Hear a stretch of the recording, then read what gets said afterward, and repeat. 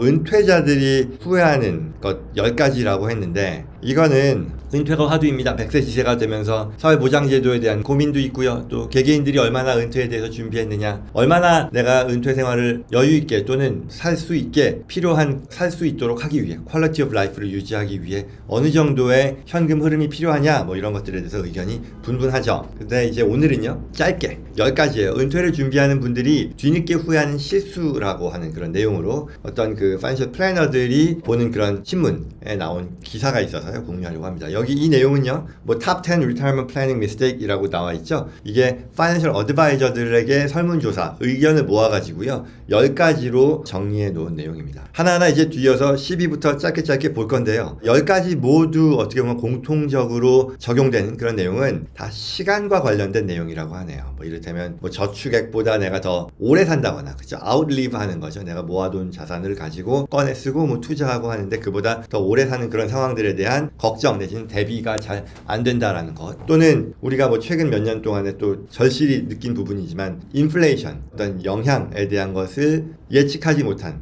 그 오랜 기간 지속되는 그 인플레이션에 대해서 우리가 대비하지 못했다거나 하는 이런 것들이죠. 결국은 시간에 대한 부분일 텐데요. Anyway, 한번 하나하나 살펴보죠. 어떤 게 있는지. 첫 번째, Investing too aggressively. 21%의 어드바이저들이 이에 대한 부분을 포인트아웃 했는데요. 너무 공격적으로 투자했다라는 얘기죠. 그래서 어려서야 뭐 공격적으로 하는 게 좋겠죠. 그러나 은퇴용 투자로는 이게 바람직하지 않을 것이다. 왜냐하면 은퇴 이후에 이게 플럭추에이션이 심한 상태면은 안 되잖아요. 은퇴자들의 입장에서 보면 가장 중요한 것은 리퀴디티라고 하죠. 현금성에 대한 부분이 가장 중요한 거니까요. 이런 부분들에 대해서 감안하지 않고 내가 너무 이걸 공격적으로 투자했다라는 게 첫 번째 10위에 올라갔다라고 하네요. 결국 은퇴자들의 입장에서는 내가 예컨대 어르신들이 노후에 뭐 내가 얼마만큼의 투자 수익을 냈네 이게 중요한 건 아니죠. 상대적으로 어떻게 보면 안정적으로 내가 쓸 수 있는 자금을 확보하고 그게 캐시플로우가 나온다라는 면이니까요. 그런 면에서 의미가 있는 것 같아요.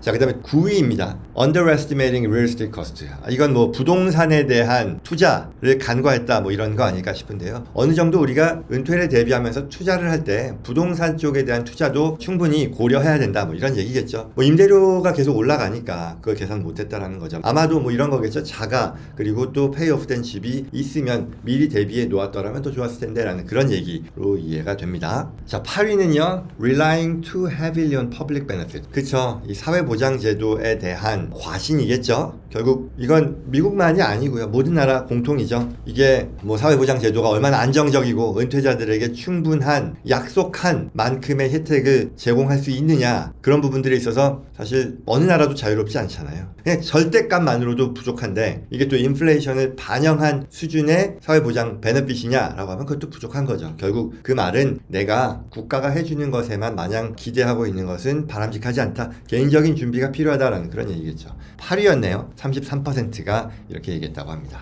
7번째는요. 7위 Failing to understand income source. 이게 무슨 얘기인고 하고 봤더니요. 소득의 원천에 대해서 내가 좀 이해를 못했다. 결국 이 말은 근로소득을 너무 믿었다라는 그런 얘기인 것 같아요. 내가 오랫동안 계속해서 일할 수 있을 거다라고 그렇게 믿었던 거죠. 그래서 어떻게 보면은 이게 인컴 소스라고 하는 것이 근로로부터 또는 사업활동으로부터 나오는 earned income도 있을 것이고 그리고 안정적인 현금 흐름을 만들어주는 어떤 passive income 또는 annuity, 연금 또는 임대부동산에서 나오는 캐시플로우 뭐 이런 것들이 있는데 그러한 것들에 대한 효용을 간과하고 내가 일하면서 버는 것으로부터 나오는 현금 흐름을 과대평가했다 뭐 이런 거겠죠. 그래서 그런 인컴 소스에 대한 것에 대해서 내가 소홀히 했다라는 부분 7위였네요. 35%를 차지했고요. 아마 여기에 그 내용도 나왔던 거예요. 결국은 내가 벌어들이는 소득이라는 것이 앞서 말씀드린 것처럼 액티브하게 내가 근로활동, 사업활동을 통해 벌어들이는 게 치중했다라는 얘기도 있고 이런 데서 또 나오는 현금 흐름에 있어서의 텍스 베너핏 또는 텍스 임플리케이션이죠. 과세율에 대한 것도 간과했었다라는 거죠. 내가 만약에 earned income, active income, 근로소득을 통해서 벌어들이는 소득에 치중한다면 거기 또 적용되는 세율이 기타 annuity라던가 임대부동산에서 나오는 어떤 passive income에서 적용되는 세율보다 훨씬 더 높고 더 부담이 되다 보니 그런 부분들에서 좀 공부를 해놨으면 좋았었겠다라는 그런 얘기를 했다는 거죠. 6위는요. Forgetting healthcare cost라고 나왔네요. 결국 이 말은 내 건강을 과신했다? 뭐 이런 얘기겠죠. 건강에 대해서 맹신하고 과신 과신해서 대비를 안 했다. 말하자면 롱텀 케어, 내가 나이가 들면서 병원비가 더 많이 발생할 수도 있는데 그런 부분들에 대한 고려를 소홀히 했다. 결국 병원비가 이후에 많이 들 수도 있다라는 것, 그리고 그에 대해 대비해야 된다라는 그런 얘기를 하는 거죠. 39%가 얘기했네요. 자, 그 다음에 5위요. Setting unrealistic return expectation 이라고 하니까요. 내가 충분히 투자 성과를 잘 낼 것이다 라고 어떤 좀 나의 투자 실력을 과신한 거겠죠. 굉장히 뭐 많이 벌 수 있을 것이다 라고 예상했던 건데요. 역시 여기서도요. 당연히 나의 투자 실력에 대한 과신도 있을 것이고 이로부터 나오는 tax implication 여기 같이 들어갔다라고 해요. 그러니 내가 단순히 수익을 내는 것뿐만 아니라 여기에 적용되는 과세율을 감안하면 실제 내가 얻을 수 있는 현금 흐름은 그보다 훨씬 더 낮아지잖아요. 그래서 그런 부분들까지도 고려했었어야 되는데 그걸 잘 하지 않았다라는 그런 얘기겠죠. 그 다음은 investing too conservatively. 그러니까 너무 이건 좀 반대인데요. 뭐 어떻게 보면 너무 보수적으로 했다라는 얘기인데요. 앞서 나왔던 뭐 10위인가 9위인가에서는 너무 어그레시브하게 했다라는 것도 있지만 또 반대도 있는 거예요. 뭐 사람마다 차이가 있는 거죠. 근데 이걸 너무 또 보수적으로 함으로써 내가 원하는 수준의 자산을 달성하는데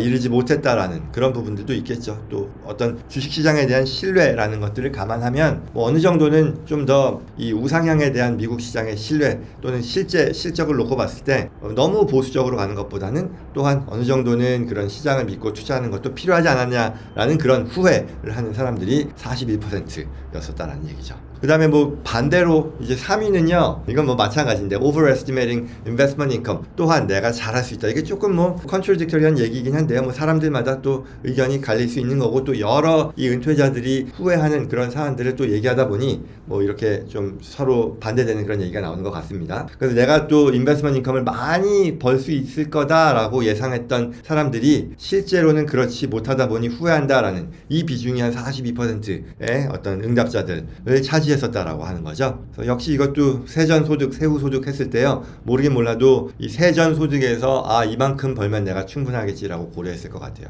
결국은 세금이 미치는 그 영향이라는 건 굉장한 거니까. 자, 그 다음에 두 번째는요, underestimating how long you will live.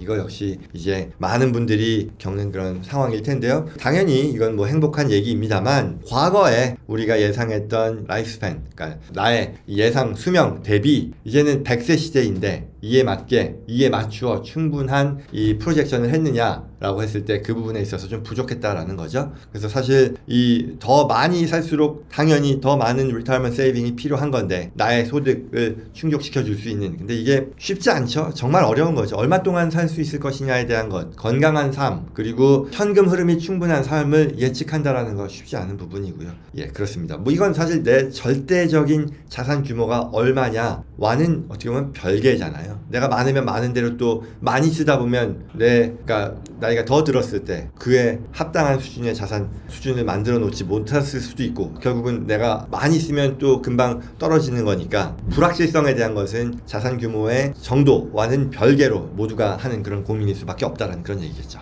자, 대망의 1위는 뭐냐면요, underestimating the impact of inflation. 인플레이션을 감안하지 못했다라는 거죠. 그렇죠? 대략 한 49%의 사람들이 다 똑같은 이런 얘기를 하는데요. 결국 어떤 사이저블한 인플레이션이 발생할 것이고 나의 절대값, 리타이어먼트 세이빙의 절대값은 이 인플레이션을 감안하지 않았을 때 무용지물이 될 수 있다라는 얘기죠. 인플레이션에서도 충분한 소득을 낼 수 있느냐, 아니면 인플레이션이 반영된 세이빙이냐. 그렇죠? 말하자면 지금 10만 불이 10년 뒤에도 10만 불이 아닌 거잖아요. 그래서 그런 부분들을 감안해서 인플레이션 어저스티드 된 그런 투자 방안을 고려할 수 있으면 좋았을 텐데, 아니면 인플레이션 어저스티드 된 리타이어먼트 세이빙 어마운트를 내가 예상했었더라면 더 좋았을 텐데 라는 그런 고민을 했었다라는 그런 얘기였어요. 그래서 특히 모두가 이제 100세 시대에 리타이어먼트를 대비하는 관점에서 지금 이미 선험자들이, 그리고 또 그들을 도와주는 파이낸셜 어드바이저들이 뽑아낸 10가지 터킹 포인트 또는 고려 사항이니까요, 충분히 한번 같이 고민해 보면 좋을 그런 내용인 것 같습니다. 네.